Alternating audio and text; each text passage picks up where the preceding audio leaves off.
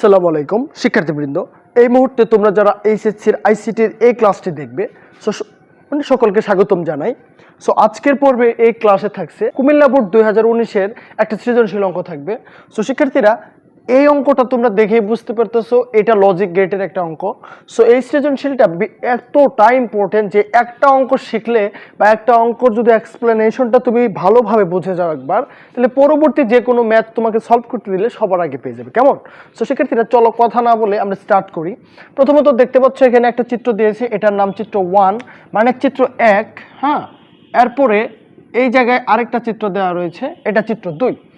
এখন দুটো চিত্র দেওয়ার পরে আমাকে কিছু প্রশ্ন দিছে, যে প্রশ্ন নাম্বার 1 মানে এখানে কত বলছে যে অ্যাডার কি। ঠিক আছে শিক্ষার্থী, অ্যাডার কি। নাম্বার 2 বলছে, অর্থাৎ খ নাম্বার বলছে m × m plus n equal হচ্ছে m, এটা দেখাইতে হবে। তার পরবর্তীতে গ নাম্বার বলছে y এর সত্যক সারণী নির্ণয় করো। ব্যাস, y এর জাস্ট সত্যক সারণীটা আমরা এই পর্বে আমরা অঙ্কন করে দেখাবো। ঠিক আছে শিক্ষার্থীরা, ওকে। সো চলো আমরা ধাপে ধাপে শুরু করি। যদি তোমরা এবার এইচএসসি 2025 সালের স্টুডেন্ট হও, কিংবা তোমরা যদি ফার্স্ট ইয়ার কিংবা সেকেন্ড ইয়ার হও, যারা কিনা সংখ্যা পদ্ধতি এবং মানে লজিক গেট শেষ করেছো, সকলের জন্য আজকের কাজটা ইম্পর্টেন্ট হতে চলেছে। সো শিক্ষার্থীরা 1 মিনিট স্কিপ না করে দেখতে থাকো, অনেক কিছু শেখার রয়েছে। কেমন? চলো স্টার্ট করি। সো নাম্বার ক, এখানে বলছে অ্যাডার কি। তোমরা ভালো করে লিখবা, মানে যে সমবায়বর্তনী দ্বারা, মানে যে সমবায়বর্তনী দ্বারা, এক কথায় যে সমবায়বর্তনী মানে যুগের কাজ সম্পন্ন করে। ঠিক আছে, মানে যুগের কাজ সম্পন্ন করে আমরা তাকে বলি কি অ্যাডার। ঠিক আছে, সো শিক্ষার্থীরা এটা ভালো করে লিখে নিবা, সম্পন্ন করে তাকে অ্যাডার বলে। আচ্ছা, অ্যাডার যদি বোঝা যায় তাহলে এখন নাম্বার ক্ষয়ে যেটা বলছে এটা একটু ব্যাখ্যা দিতে হবে শিক্ষার্থীরা। কটা শেষ? সো যে সমবায়বর্তনী যুগের কাজ সম্পন্ন করে তাকে আমরা কি বলি? অ্যাডার বলি শিক্ষার্থীরা। আচ্ছা, এরপরে যাও, খ নম্বরে বলছে m × m প্লাস n সমান m, এটা দেখাইতে হবে। এই যে তোমরা যে খ নম্বরের প্রশ্নটা দেখতে পাচ্ছ, এই সরলীকরণটা মানে বিভিন্ন বোর্ডে আসে। ঠিক আছে, এবং এই ক্যাটাগরির অঙ্ক আসবে যেমন হচ্ছে এখানে m এর জায়গায় ABC দিতে পারে, n এর জায়গায় ধরো অন্য কিছু দিতে পারে, বাট প্রশ্নটা কিন্তু সেম স্টাইলেই হবে। কেমন? তো চলো আমরা খ নাম্বারটা দেখে ফেলি। তো সেক্ষেত্রে যদি কটা হয়ে যায়, তারপরে যাব আমরা ক্ষয় বলছে যে এটা প্রমাণ করতে হবে যে আমাদের মানে m × m প্লাস n। আচ্ছা, তোমরা প্রথম কাজ যেটা করো, তোমরা প্রথম কাজ এখানে করবে যে মানে লেফট হ্যান্ড সাইডটা লিখে নিবা। লেফট হ্যান্ড সাইড লেখার পরে m × m প্লাস n আমরা এটা লিখে নিলাম। ঠিক আছে, সো এখন সেক্ষেত্রে খেয়াল করো m কিন্তু m প্লাস n এর সাথে ইনটু অবস্থায় রয়েছে। সো ইনটু অবস্থা থাকার মানে কি জাস্ট গুণ করে দাও। কেমন? সো যদি গুণ করি m × m অর্থাৎ হচ্ছে মানে mm প্লাস মাঝখানে প্লাসটা দিয়ে দিলা, m আর n আমরা ইনটু করে দিলে হলো m n। কেমন? ওকে। এখন এই পয়েন্ট থেকে একটা জিনিস চিন্তা করো, এই দুইটা m মানে কি? আমরা একটা m লিখতে পারি। এখন তোমরা প্রশ্ন, স্যার কিভাবে? একটু ভালো করে মনে রাখবা, আমরা বুলিয়ান অ্যালজেব্রা যখন শিখেছিলাম বা এই যে আমরা ইয়াটা শিখেছিলাম মানে যে মানে লজিক গেট, সেখানে এরকম সূত্র শিখছি যে a × a ইকুয়াল হয় a। ঠিক আছে, সো m × m যদি মানে a × a যদি a হয়, তাহলে আমরা এখানে লিখতে পারি m × m ইকুয়াল m, একটা m লিখতে পারি, আর এই পাশে m n থাকলো। কেমন? এখন এখান থেকে m কমন নাও শিক্ষার্থীরা। m যদি কমন নিয়ে ফেলি, দেখো এই জায়গায় m রয়েছে, m কমন নিয়ে ফেলছে। কমন নিয়ে ফেললে কিছু থাকে না, না থাকলে কি থাকে? এখানে 1 থাকে, মাঝখানে কি প্লাস, ব্যাস আমরা প্লাসটা দিবা। m যেহেতু কমন নিয়ে ফেলছি, এখানে আছে কি n। ঠিক আছে, এখন 1 প্লাস n, আবার এটার একটা সূত্র রয়েছে, একটু দেখো ভালো করে, মানে মজার একটা সূত্র। সেটা হচ্ছে a প্লাস 1 ইকুয়াল হয় 1। এটা তোমাদের বেন বইতে সূত্রগুলো রয়েছে, a প্লাস 1 ইকুয়াল হয় 1। তাহলে এটা যদি 1 হয়, তাহলে এইটা 1 প্লাস n ইকুয়াল, তাহলে আমাদের হবে m × 1। সো m এর সাথে 1 গুণ করলে কি হয়? m। সো এটাই আমাদের অ্যান্সার। সো শিক্ষার্থীরা, তোমরা বলতে পারো মানে left hand side equal right hand side. Okay, যদি এতটুকু বোঝা যায়, এরপরে টপিক শিক্ষার্থীরা আমাদের মানে গ নাম্বার। গতে কি বলছে? সত্যক সারণী করতে বলছে শিক্ষার্থীরা। সত্যক সারণী এটা তুলে নিবা কিন্তু। কেমন? এই সূত্রগুলা সাহায্যে অঙ্কটা সলভ করে ফেলছি। এখন সত্যক সারণী সেটা কিভাবে? গ নাম্বার বলছে ওয়াই এর সত্যক সারণী। এখন একটু আমাদের সত্যক সারণী করতে গেলে যে ম্যাজিকটা খাটাইতে হবে, লজিকটা খাটাইতে হবে শিক্ষার্থীরা। তোমরা যদি ডাইরেক্ট ওয়াই এর দিকে ফলো করো ওয়াই সমান হট, তাহলে কিন্তু কোনোদিনও পারবা না। তোমাদের প্রথম কাজ হচ্ছে ধাপে ধাপে আগাইতে হবে, কেমন? সো এখানে এ ঢুকছে না, তাহলে এটার নাম হচ্ছে এ, সরি এ নট না এ। এখন এখানে কি বি নট, তাহলে এটা কি ঢুকলো বি নট। তাহলে এই জায়গায় আমি যদি লিখি এ যেহেতু OR gate plus B not, আবার এই যে একটা নোটের জন্য এই যে হল নট। আশা করি বুঝতে পারতেছো। এরকম ধাপে ধাপে তোমাকে অঙ্ক করতে হবে, কেমন? আচ্ছা, এরপরে নিচেরটা যাও। এইখানে কি ঢুকছে দেখো তো, এটা এ, এটা ঢুকছে এ থেকে, এই যে এ থেকে ঢুকছে না, এটা বি নট, এটা হচ্ছে বি নট থেকে ঢুকছে, এই যে নট আছে। সো এইটা যেহেতু অর গেট, তাহলে লিখবা এ প্লাস বি নট, আবার এই যে হল নট, এই হল নটটার জন্য এটা, ঠিক আছে? এখন দুইটা কি করবা, ওয়াই এর জায়গায় লিখে দিবা।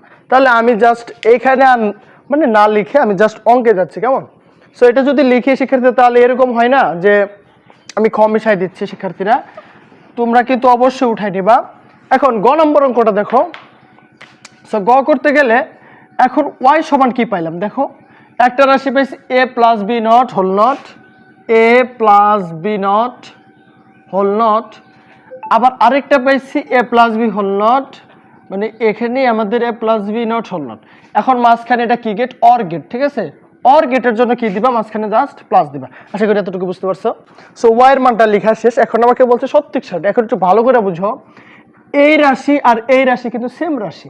সো দুইটা রাশি যদি একই হয়, তাহলে আমি জাস্ট একটা রাশি লিখবো, আরেকটা লিখবো না। এর কারণ কি? এর কারণ হচ্ছে এম প্লাস এম যদি থাকে, তাহলে আমরা সেখানে লিখি শুধু এম, ঠিক আছে? এম প্লাস এম যদি থাকে, একটা এম নিলেই চলে, বা এ প্লাস এ যদি থাকে, সেখানে আমরা একটা এ নিলেই হয়। এটা আমাদের সূত্র। সো সেই সুবিধাতে plus B not whole not plus A plus B not whole not, যেহেতু আমাদের এখন এই পাশ আর এই পাশ সেম রয়েছে, সো একটা নিয়ে নিছি। সো সুতরাং ওয়াই এর মান কি পাইছি, A plus B whole not, ঠিক আছে? এ প্লাস বি মানে নট হোল নট। ওকে, এটাকে এখন সত্যক সারণী করবো। সো শিক্ষার্থীরা আমি জাস্ট এই ডান সাইডে এটা এই চিত্রটা জাস্ট একটু উপরে অঙ্কন করে দেখাচ্ছি, ধরো সাইডে দেখাচ্ছি যে পাশে, তোমরা বুঝে নিও, কেমন? আচ্ছা, এটা চিত্র 2। এখন আমরা সত্যক এই জায়গায় কি করব, সত্যক সারণী করব। সত্যক সারণী করতে গেলে এখন দেখো তো এই জায়গায় একটু খেয়াল করো শিক্ষার্থীরা, আছে কি A plus B not whole not. এখন আসলে ইনপুটে কি রয়েছে, এ বি, যেহেতু রাশি আছে এ আর বি, সো আমাদের কাজ করতে হবে এ বি। আচ্ছা, তুমি জাস্ট এইভাবে টান দিবা, টান দেওয়ার পরে উপরে লিখবা ইনপুট, আর এই পাশে লিখতে পারবা তুমি আউটপুট। এখন ইনপুটের মধ্যে কি কি, ইনপুটের মধ্যে হচ্ছে এ আর বি, ব্যাস এই দুটা জিনিস তুমি টান দিয়ে দিলা। এখন আউটপুটের মধ্যে যে জিনিসটা থাকবে সেটা হলো একবার নিবা হচ্ছে বি নট, দেখো বি নট রয়েছে, সো আমি এই জায়গায় নিব বি নট একটা ঘর, এ প্লাস বি নট আরেকটা যাবে ঘর, এ প্লাস বি নট আরেকটা ঘর যাবে, এবং সর্বশেষ ঘরে যেটা যাবে সেটা হচ্ছে ওয়াই এর মান। দেখো ওয়াই এর মানটা আবার কি, এ প্লাস হচ্ছে মানে বি নট আবার হোল নট, এটাকে একবারে লিখবো কিসে, ওয়াই এ। আশা করি বুঝতে পারতেছ। আচ্ছা, এখন যেহেতু ইনপুটের তথ্য কয়টা আমার, এ বি মানে দুইটা ঘর, তাহলে ঘর করতে হবে 4টা, ঠিক আছে? ভিতরে 4টা ঘর করে নিবা। ওকে, 4টা। এর আগে সত্যক সারণী নিয়ে আমার ক্লাস রয়েছে, সো তোমরা ক্লাসগুলো দেখে আসবে অবশ্যই যদি বুঝতে সমস্যা হয়। আচ্ছা, এরপরে খেয়াল করো শিক্ষার্থীরা, আচ্ছা এই পয়েন্টে ভ্যালু বসাইতে গেলে এই পাশে কি করতে হয়, ইনপুটে একটা 0 একটা 1 একটা 0 একটা 1, তারপরে তার মানে মানে বামে যেটা থাকে সেটা হচ্ছে 00 11। আচ্ছা, এখন বি নট মানে কি, বি এর মান এইখানে মানে যেখানে যেখানে মানে শূন্য থাকবে, এই নট করলে ওইটা হবে 1, আর এখানে যদি থাকে 1 এই পাশে গেলে হয় 0। সো একটু খেয়াল করো, এটা 0 আছে তাহলে এটা কি হবে 1, এটা আছে 1 0 0 1 1 0। ওকে, এখন তো পরবর্তী কাজ কি, A plus B not, A plus B not, B নটের মান কিন্তু এইটা, আবার এ কিন্তু এইটা, তাহলে একটু কাজ করো, এখন আমি এর মানটা নিব আর এখানে মানে যেটা বি নট এটার মান নিব। এখন এই দুইটা করলে এই জায়গায় আসে কত 1, সেটা কিভাবে, সেটা হচ্ছে 0 প্লাস হচ্ছে আমাদের 1 = 1। ওকে, তারপর এখানে 0 আর এই জায়গায় 0 যোগ করলে 0, এখানে 1, এখানে আছে আমাদের এখানে 1 এখানে 1, সো এটার অ্যান্সার হবে কত 1, এটা 1 এটা 0, তারপরও অ্যান্সার হবে 1। এখন যেটা সর্বশেষ আছে কি, এই যে ওয়াই, এটার ভ্যালু হবে আমি এইখানে যা যা পাইছি এই ভ্যালুটা জাস্ট উল্টাই দিব। সো এখানে যদি পাই 1 এটা হবে 0, এখানে 0 1, এখানে 1 0 1 0। ওকে, এটা কেন হলো? কারণ হচ্ছে এই জায়গায় আমার রয়েছে কি, এই যে হল নোটের অর্থ হচ্ছে যা ভ্যালু পাবো আমি সেটাকে এক্সচেঞ্জ করে উল্টাই দেবো। কেমন? আচ্ছা, ওকে, সেক্ষেত্রে যদি এই সত্যের সাহায্যটা বোঝা যায়, জাস্ট এতটুকু করতে পারলেই ফুল নাম্বার দিবে 3, কোনোই সমস্যা নাই। সত্যেক সারণীটা করতে পারলে আমাদের ফুল নাম্বার দেবে। ঠিক আছে, এখন চলো আমরা ঘ নাম্বারটা যাই, দেখি এটা পারে কিনা। ঘতে কি বলছে একটু খেয়াল করো, যে ঘতে বলছে যে চিত্র মানে 2 দ্বারা মানে প্রতিনিধিত্বকারী মানে গেট দ্বারা মানে চিত্র একটা কি বাস্তবায়ন করা যাবে। এখন একটু এই দিকে যাইতে হবে। চিত্র 2টা কি গেট একটু ভালো করে দেখো তো। চিত্র 2টা কি গেট? এটা হচ্ছে ন্যান্ড গেট। চিত্র 2 ন্যান্ড গেট, কারণ হচ্ছে চিত্র 2 হচ্ছে ন্যান্ড গেট, কারণ এই জায়গায় আমাদের এন্ড এর সাথে নট ঢুকায়, এটা হচ্ছে ন্যান্ড গেট। সো এটা যদি ন্যান্ড গেট হয়, ন্যান্ড গেট আমরা জানি হচ্ছে সর্বজনীন গেট। সো সর্বজনীন গেট থেকে সকল গেট তো এক্সচেঞ্জ হয় স্বাভাবিক। সো এইটার থেকে এইটা এক্সচেঞ্জ করতে হবে। কেমন? সো এখন প্রথম কাজ হচ্ছে ঘ নাম্বার সলভ করতে গেলে ওয়াই এর যে ভ্যালুটা পাইছিলাম না সেটা আগে লিখতে হবে। এখন ওয়াই এর ভ্যালুটা কি পাইছিলাম আমরা? a plus B not whole not.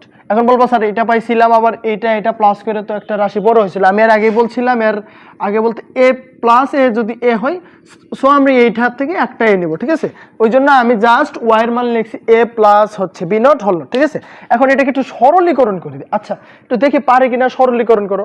এখন দেখো তো A plus B whole not, এটা কিসের সূত্র? হচ্ছে ডি মর্গানের সূত্র। এ প্লাস বি, এটা ডি মর্গানের ল। এখানে কি পড়ি? A not into B not. So সেই সুবিধার্থে যদি এখানে ফেলি, তাহলে এ নট ইন্টু এখানে বি নট, আরেকটা নট। কেন? একটা নট অলরেডি ছিল, আরেকটা নট হচ্ছে আমাদের সূত্রের নট। তাহলে আমাদের দ্বারা এ নট কি বি, এ নট বি। এখন এটা কি ন্যান্ড গেট হয়েছে? না, ন্যান্ড গেট হইতে গেলে অবশ্যই সেখানে হোল নট থাকতে হবে, অর্থাৎ এ বি এরকম হোল নট থাকতে হবে। ঠিক আছে, সো হোল নোট হইলেই কেবল আমরা সেটাকে ন্যান্ড গেট বলতে পারি। সো এটা তো ন্যান্ড গেট হয় নাই, ন্যান্ড গেট থেকে বাস্তবায়ন করতে বলছে। সো সেক্ষেত্রে এই যে গেটটা দেখতে পাচ্ছ, এই গেটের উপর যদি আমি ডাবল নট ইউজ করি, অর্থাৎ এ নট বি আবার ডাবল নট, খেয়াল করো তো এখন কিন্তু ন্যান্ড গেট হয়েছে। এখন কথা হচ্ছে ডাবল নোট করলে কিন্তু ভ্যালু চেঞ্জ হয় না। তোমরা একটু ভালো করে জানো যে শূন্যর উপরে যদি আমি একটা নোট করি অ্যান্সার হয় 1, বাট শূন্যের উপরে আমি যদি ডাবল নোট করি অ্যান্সার কিন্তু শূন্যই থাকে, অর্থাৎ ডাবল নোট করলে ভ্যালু চেঞ্জ হয় না। সো আমি এটা ডাবল নোট করলে এখন কিন্তু এ বি এখানে মানে ডাবল নোট করার মানে কিন্তু ভ্যালু চেঞ্জ হয় না, কিন্তু এটা ন্যান্ড গেট হয়েছে। ঠিক আছে, এটা ন্যান্ড গেট হয়েছে। এখন চলো একটু চিত্র অঙ্কন করে দেখাই। লজিক গেট অঙ্কন করব এখন। ঠিক আছে, সার্কিটটা অঙ্কন করে দেখাই। সো প্রথম জানছে কাজ কি আমাদের এ বি, আমি জাস্ট এ টানবো বি টানবো। এখন এ নট রয়েছে না, এ নটটা কিভাবে ঢুকবো দেখো, একটু ভালো করে দেখো। এ নটটা এইভাবে ঢুকাবে। কেমন? সো এখানে কি হবে? এ নট,